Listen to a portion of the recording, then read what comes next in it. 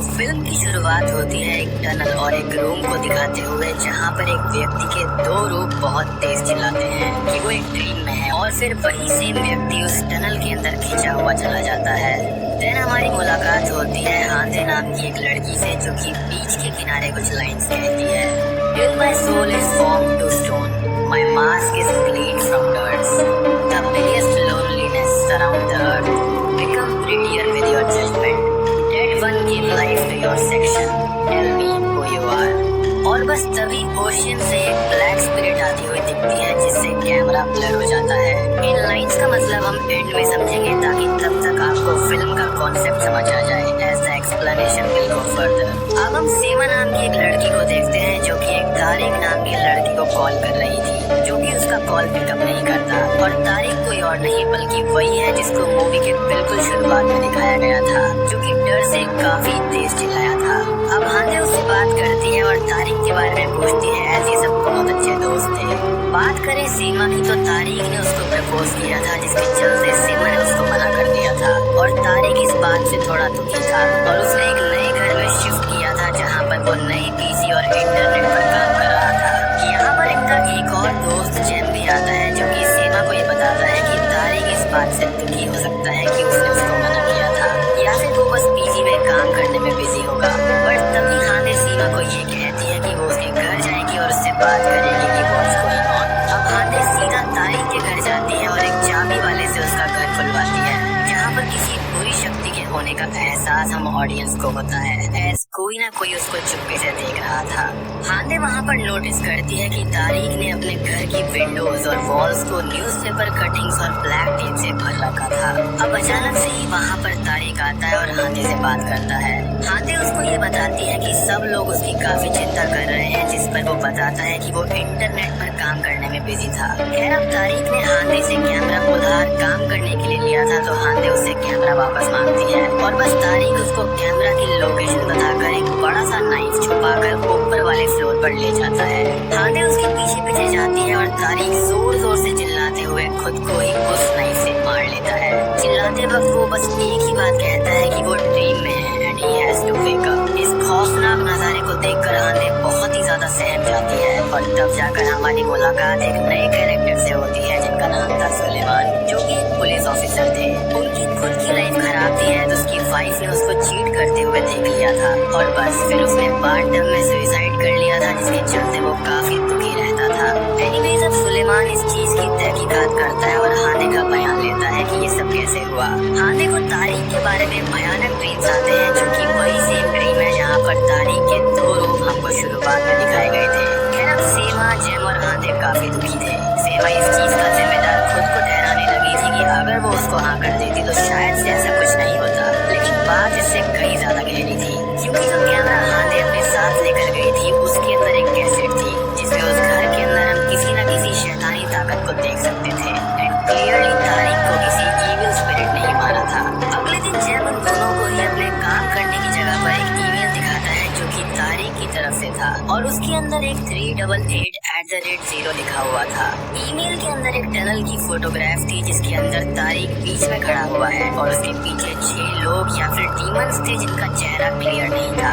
But वो इस photo को देखकर डर जाते हैं, और ऐसा लगता है कि ये एक लाइव फोटोग्राफ है। एंड दोस्तों, ये वही टनल है जिसको शुरुआत में दिखाया गया था। उनको इस टनल के बारे में कोई भी आइडिया नहीं था, और वो सब काफी कंफ्यूज हो गए थे। आई मीन, ऑब्वियसली अगर कोई इंसान मर जाए और उसकी ईमेल आईडी से आपको उसी की फोटोग्राफ मिलेगी, तो आप शॉक तो हो ही जाओगे। पुलिस इस चीज को इन्वेस्टिगेट करती है और तारिक के कंप्यूटर का डेटा निकलवाया जाता है, जहाँ पर हम ये देखते हैं कि सिर्फ एक वर्ड कॉमन था, जो कि था अगेन 388@0, जिसका मतलब किसी को समझ नहीं आता। यहाँ पर सुलेमान काफी ज्यादा स्ट्रेस में था, ऐसे ये केस नॉर्मल नहीं था। इतनी बेरहमी से खुद को मार लेने वाला केस उसने कभी भी नहीं देखा था। उसी रात हांदे को अपने घर में अजीब अजीब सी चीजें एक्सपीरियंस करने को मिलती हैं, जैसे कि कोई उसको लगातार देख रहा हो, और न्यूज में भी एक अजीब सी चीज आ रही थी कि यूएसए, इस्तांबुल और दुनिया की काफी सारी जगहों में ऐसे अजीब अजीब से सुसाइड्स देखे गए हैं, लेकिन नोबडी नोज कि इसका कारण है क्या, और क्या ये सब आपस में कनेक्टेड है या फिर नहीं। यहाँ पर सीमा और हांदे साथ में ही रहा करती थी, जिसके चलते सीमा अपने घर इस्तांबुल वापस जाना चाहती थी, लेकिन वो अपने पेरेंट्स को अपनी इस हालत के चलते दुखी भी नहीं करना चाहती थी, जिसके चलते वो कुछ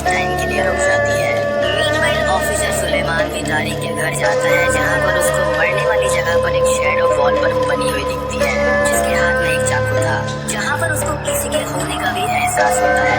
खैर दूसरी ओर हम ये देखते हैं कि जेम को फिर से एक और ईमेल आता है और इस बार उसको एक वीडियो दिखाई जाती है जहाँ पर सेम शब्द यानी कि 388@0 लिखा हुआ था और वहाँ पर कोई काला साया है जो कि उसके सामने आकर उसको बुरी तरह से डरा देता है, ऐसे कि कोई उसके दिमाग से खेल रहा हो। तभी उसको अपने फोन पर एक कॉल आता है जो कि फिर से वही सेम नंबर से था। इस बार दूसरी तरफ से एक आवाज आती है कि उसको मदद चाहिए और उसकी हड्डियाँ टूट रही हैं, हेल्प मी, और फोन कट हो जाता है। अब हाने इन सबसे डिस्कशन करती है कि उन सभी को बुरे बुरे सपने आ रहे हैं। हाने एक चीज बोलती है कि वो उस कैसेट को पुलिस को दे देगी ताकि उन पर कोई शक न करे। हाने ठीक ऐसा ही करती है और सुलेमान इस कैसेट को देखते हैं जिसको देखकर वो ये कहते हैं कि वो इस चीज पर इन्वेस्टिगेशन करेंगे। हाने को अक्सर हेलुसिनेशंस भी होने लगते हैं जैसे जेम और सीमा उससे मिलने आए हैं, लेकिन जब वो बाहर जाती है तो उसको वहाँ पर कोई भी नजर नहीं आता। इंस्टेड उसको उन्हीं के ईविल लोग नजर आते हैं जिससे वो काफी ज्यादा डरी हुई थी और उसका ये कहना था कि उसको ऐसा लग रहा था कि जैसे कि वो मर चुके हैं। जेम इन सब चीजों को देखते हुए तारिक के घर पर जाता है जहाँ पर तारिक की ईविल स्पिरिट उस पर हमला करने लगती है, बट वो बस एक इल्यूजन था। वो वहाँ से बाहर निकलता है और उसको एक घर दिखता है जहाँ पर एंटर करने पर उसको एहसास होता है कि ये वही जगह है जहाँ पर वो वीडियो शूट की गई थी, जहाँ पर उसने एक ब्लैक स्पिरिट को देखा था। वहाँ पर उसको वाकई में एक ब्लैक स्पिरिट नजर आती है जो कि उस पर हमला करती है और वो एक कॉल डायल करता है जो कि किसी और को नहीं बल्कि उसने खुद को ही डायल करी थी। अब आपको याद होगा कि जेम को वीडियो देखने के बाद एक कॉल आया था जहाँ पर किसी ने उससे हेल्प के लिए कहा था, तो वो ये खुद ही था। मुझे यहाँ पर लगता है कि उसने खुद का फ्यूचर देखा था कि उसके साथ में क्या होने वाला है और बस तभी उसकी वहीं पर मौत हो जाती है। नेक्स्ट डे पुलिस को ये डेड बॉडी मिलती है जिसका चेहरा पूरी तरह से डर से सूख गया था। हांदे और सेमा इस चीज को देखकर बहुत ही ज्यादा मायूस हो जाते हैं। तभी उस घर के बाहर एक पागल आदमी सबको देखता है जो कि चिल्ला चिल्ला कर ये कहता है कि ये डेबे है और ये सब जिन का काम है, वो सबको मार देंगे, बट पुलिस उसको वहाँ से दूर ले जाती है। अब पुलिस भी यहाँ पर कंफ्यूजन में थी कि ऐसा कैसे हो सकता है और ये केसेस बिल्कुल भी नॉर्मल नहीं थे। उनके सीनियर से भी सुलेमान पर काफी ज्यादा प्रेशर आ रहा था। पुलिस अब एक न्यूज को देखती है जहाँ पर एक साइकोलॉजिस्ट ये बताता है कि ये सब जो दुनिया में सुसाइड्स हो रहे हैं उनके पीछे साइंस से परे एक आंसर है और इसका मीनिंग काफी ज्यादा डीप है, यानी कि end time is near. But Suleman इस चीज को नहीं मानता और बस ये कहता है कि उस टनल के बारे में पता लगाया जाए जिसमें तारीख था और इस काम को उसके असिस्टेंट हालो को सौंपा जाता है। अब होता ये है कि धीरे धीरे सुलेमान को भी अपने घर में अपनी बीवी के रूप में जिन्स दिखाई देने लगते हैं जो कि उसको पूरी तरह से डराते हैं। मीनवाइल सीमा इस्तांबुल के लिए निकल जाती है और हांदे उस आदमी की डेबे वाली बात को सोचने लगती है। वो इस बारे में रीड करती है और उसको ये पता चलता है कि डेबे एक स्पाइडर्स वेब जैसा है या फिर एक ऐसी चीज जिसके थ्रू ईविल या फिर जिन्स इंसानों से इनडायरेक्टली कम्युनिकेट करके उनको अपने काबू में करते हैं और यहाँ पर इंटरनेट और मोबाइल बोल देते हैं। डेबे एक तरह का हिंट है जो कि एंड टाइम्स को दर्शाता है, यानी कि जजमेंट डे। यहाँ पर ये बीस्ट ऑफ अर्थ है जहाँ पर दज्जाल जाग उठेगा और ये जिन्स पूरी मैनकाइंड को तबाह कर देंगे। बात करें दज्जाल के बारे में तो हदीस के अंदर इस बारे में मेंशन भी किया गया है और डेबे के बारे में होली कुरान में बताया गया है। तो अब हमको समझ आ रहा है कि क्यों पूरी दुनिया में ये सब हो रहा है। खैर अब जैसे ही हांदे 388@0 को मिरर में देखती है तो वो जो देखती है उससे उसके होश उड़ जाते हैं कि इसका मतलब डेबे है। वो भागते हुए सुलेमान के पास जाती है जो कि उस पागल आदमी के घर जाते हैं जिसका नाम जिया था।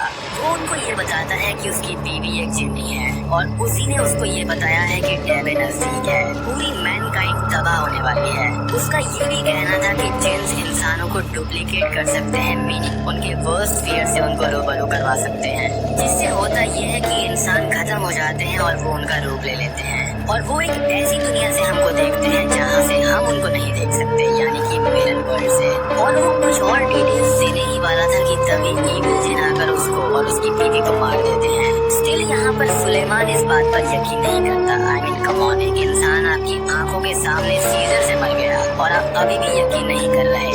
उसका यहाँ पर ये कहना था कि डेबे नाम का एक ग्रुप है जो कि सबको मार रहा है, ना कि कोई जिन।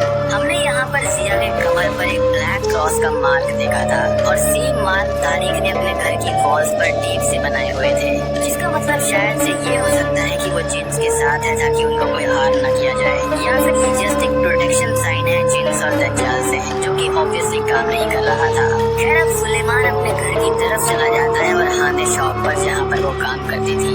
शॉप की ओनर वहाँ पर हांदे से सीमा के बारे में पूछते हैं और वो सीमा को फोन लगाती है, लेकिन वो फोन पिकअप नहीं करती और हमको ये नजर आता है कि सीमा और उसके ड्राइवर को तो जिन्स ने जान से मार दिया है। हांदे को शॉप में एक इन्वर्टेड पेंटाग्राम नजर आता है और वहाँ पर उसको जैम, तारिक और सीमा के रूप में जिन्स डराते हैं। अब उस शॉप के ओनर को भी ये जिन्स एक भयानक मौत देते हैं और दूसरी तरफ सुलेमान को भी उसकी बीवी के रूप में जिन्स जान से मार देते हैं। जब सुलेमान के रूप में वो जिन आ जाता है, जैसा कि जिया ने बताया था कि ये जिन्स इंसानों को डुप्लीकेट कर सकते हैं। अब सुलेमान ने अपने असिस्टेंट हालो को उस टनल को खोजने का काम दिया हुआ था और उसको वो टनल मिल जाती है। वो सुलेमान को कॉल करता है और बस सुलेमान वहाँ पर पहुँच जाता है। टनल के अंदर जाकर सुलेमान हालो को भी मार देता है, जो कि असल में जिन ही था। मीनवाइल शॉप ओनर को अपनी छवि मॉनिटर के अंदर उसी टनल के अंदर नजर आती है। लुक्स लाइक कि जो भी मरता है उसकी स्पिरिट इस टनल के अंदर एज अ सैक्रिफाइस दज्जाल को चली जाती है। अब हांदे जैसे ही उस रूम के अंदर आती है तो वहाँ पर उसको कई सारे जिन्स दिखाई देते हैं, जिनसे वो ये सवाल करती है कि वो लोग कौन हैं। तो बस वो दो चीज कहते हैं, जजमेंट डे और दज्जाल, जो कि सारी कहानी बयां करता है कि ये सब क्यों हो रहा था। बेसिकली इसको आप एंटी क्राइस्ट, दज्जाल, सेटन कुछ भी कह सकते हो, बट यहाँ पर हम इसको दज्जाल ही कहते हैं एज ये टर्किश फिल्म है। अब हांदे किसी तरह से वहाँ से बाहर भाग जाती है और सुलेमान के रूप में जिन हांदे को उस टनल की लोकेशन के बारे में मैसेज कर देता है। हांदे वहाँ पर जाने लगती है तो हर जगह पर जिन्स ही जिन्स का कब्जा था। हांदे किसी तरह से बचकर उस टनल के पास पहुँचती है, जहाँ पर सुलेमान उसको अंदर मदद के लिए पुकारता है। वो अंदर जाती है और देखती है कि वहाँ पर सुलेमान एक जिन के रूप में है और वो उसको जान से मार देता है।